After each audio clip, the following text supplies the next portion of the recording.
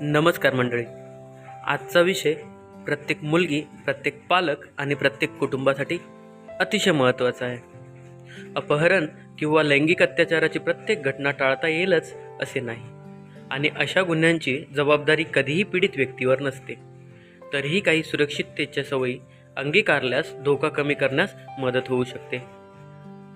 एक, आपल्या आजूबाजूची परिस्थिती ओळखा. मोबाईलमध्ये पूर्ण लक्ष न देता रस्त्यावर किंवा सार्वजनिक ठिकाणी सतर्क राहा. संशयास्पद हालचाली दिसल्यास त्या दुर्लक्षित करू नका. विश्वासू लोकांना आपल्या हालचालींची माहिती द्या. कुठे जात आहात, कोणासोबत आहात आणि किती वाजता परत येणार आहात हे घरच्यांना किंवा विश्वासू व्यक्तीला सांगा. निर्जन ठिकाणे शक्यतो टाळा.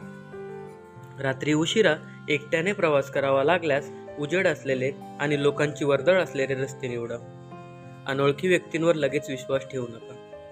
लिफ्ट, खाऊ, पेय किंवा मदतीच्या नावाखाली अनोळखी व्यक्तीसोबत जाणे टाळा. मोबाईलमध्ये आपत्कालीन संपर्क तयार ठेवा.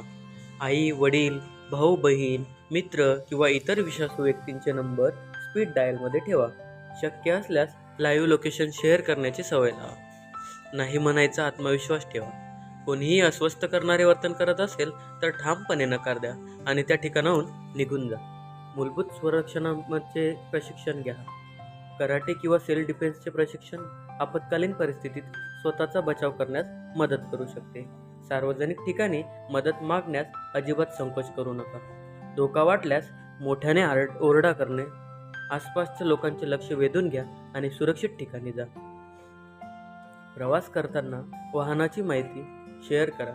टॅक्सी किंवा ऑटोचा नंबर विश्वासू व्यक्तीला पाठवा. शक्य असल्यास प्रवासाची माहिती कुटुंबासोबत शेअर करा. कोणताही गुन्हा किंवा छळ झाल्यास तक्रार करा. भीतीपोटी शांत राहू नका. विश्वासू व्यक्तीला सांगा आणि त्वरित पोलिसांकडे तक्रार करा.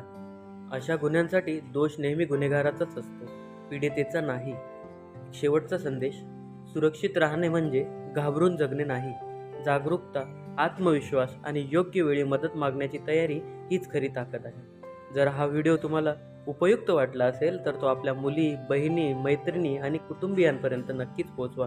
एक छोटीशी माहिती एखाद्याचे आयुष्य सुरक्षित ठेवण्यास मदत करू शकते.